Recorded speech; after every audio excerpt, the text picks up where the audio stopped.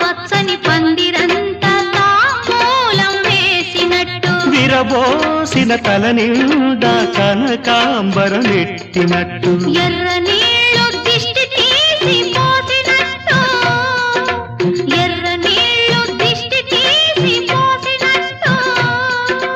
కర్పూరం హారతి ఇచ్చినట్టు ఆకాశం ఎందుకో పచ్చబడ్డది ఆ నడుమ బొట్టేమో ఎర్రబడ్డది సాగే గువ్వల అలజడి రమ్మని పిలిచే పై